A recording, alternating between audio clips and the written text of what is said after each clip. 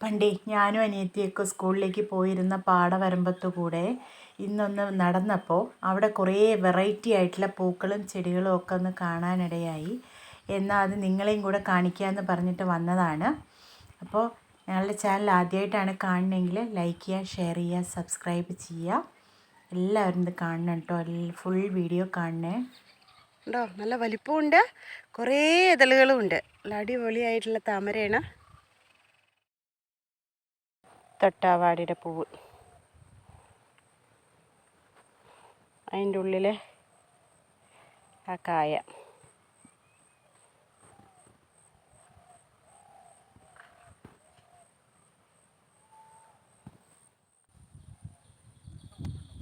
എന്ത് ഭംഗിയിൽ നിൽക്കണ പൂക്കളാണ് നോക്കൂ.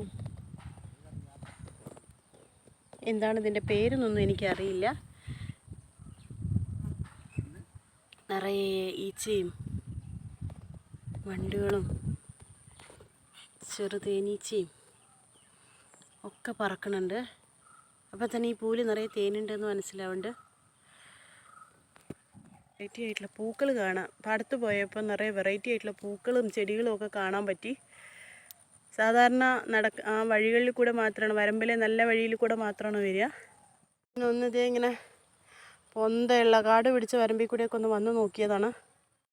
ഇത് മുക്കുറ്റിയുടെ വകയിൽ ആരോ ആണ് തോന്നുന്നു.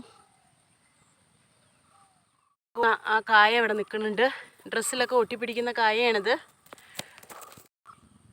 ഇപ്പോൾ താമര കൃഷിയാണെങ്കിലും ദേ ഒരു നെൽച്ചെടി കതിരൊക്കെയായിട്ട് നിൽക്കുന്നുണ്ട്.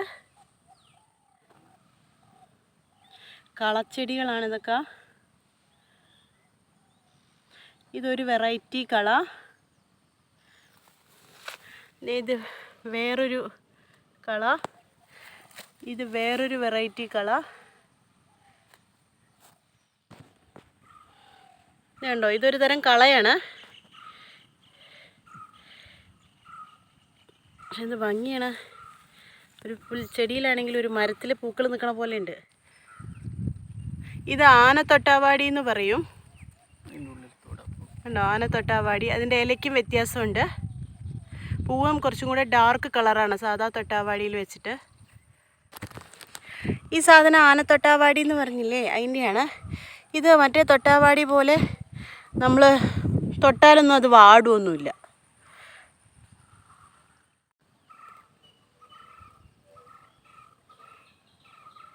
ഇതെന്താണെന്നറിയില്ല. മഷിത്തണ്ട് പോലെയുള്ള അതിൽ നീല കളറ് പൂ വിരിഞ്ഞിരിക്കുന്നതാണ്. ഇത് മഷിത്തണ്ട് പോലെയുള്ളതിൽ നീല കളറ് പൂ വിരിഞ്ഞിരിക്കുന്നതാണ്. ഇത് പണ്ട് സ്കൂളുകളിലൊക്കെ പഠിക്കുന്ന സമയത്തേ നമ്മൾ പൂക്കള മത്സരത്തിന് പൂവിടാൻ വേണ്ടിയിട്ടൊക്കെ ഏറ്റവും അടിയിൽ ഇതിട്ടിട്ട് മുകളിൽ കുറച്ച് പൂവിടുക, അങ്ങനെയുള്ള പരിപാടിക്കൊക്കെ കൊണ്ടുപോകുന്ന സാധനമാണ്. ഇതുണ്ടോ, ഈ ചൂലുണ്ടാക്കാൻ കൊണ്ടുപോകണതാണെന്ന് തോന്നുന്നു. സാധാരണ നാളെ ഒരു ചൂല് വാങ്ങിയപ്പോൾ ഇതേപോലെ ഇരിക്കണ്ടായിരുന്നു, കൊഴിഞ്ഞു കൊഴിഞ്ഞു പോവുകയും ചെയ്യണ്ടായിരുന്നു. ഇതാണ് തോന്നുന്നു സാധനം. ഇതുണ്ടോ, നിറയെ താള് നിൽക്കുന്നുണ്ടോ.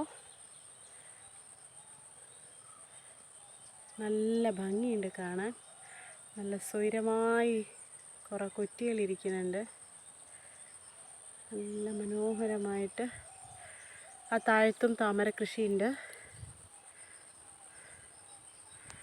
ഈ ഒരു മരം ഇപ്പോൾ കൊറ്റികളുടെ താമസ സ്ഥലമാണ്, വാസസ്ഥലം. എല്ലാം കൂടെ പറന്നുപോയി. വാ, എല്ലാ കൊറ്റികളും പറന്നുപോയി. പിന്നെ ഇതേ കുറേ പുല്ലിച്ചെടികളുണ്ട്.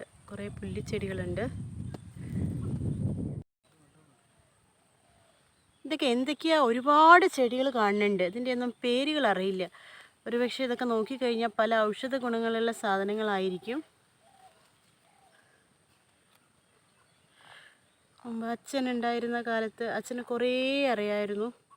പണ്ട് തലയിൽ വെക്കുന്ന ഒരു പൊട്ടിപ്പൂ ഉണ്ടായിരുന്നില്ലേ, അതിൻ്റെ വേറൊരു വകഭേദം.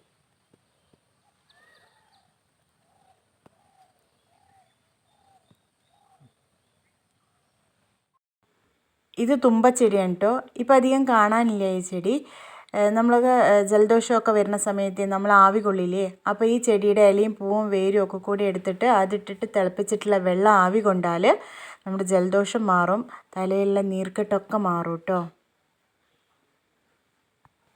ഇതുപോലെയുള്ള ഈ മഞ്ഞപ്പൂവിൻ്റെ ഒരു ഇതേപോലത്തെ ഉള്ള ഒരു ചെടി കൊണ്ട് ഞങ്ങളൊരു സ്ഥലത്ത് പോയപ്പോൾ ഒരു തോരൻ വെച്ച് തന്നിട്ടുണ്ടായിരുന്നു. നല്ല ടേസ്റ്റ് ഉണ്ടായിരുന്നു കേട്ടോ. പക്ഷേ ഈ ചെടി തന്നെയാണോ അതെന്ന് എനിക്ക് അറിയാത്തതുകൊണ്ട് ഞാൻ വെച്ചിട്ടില്ല.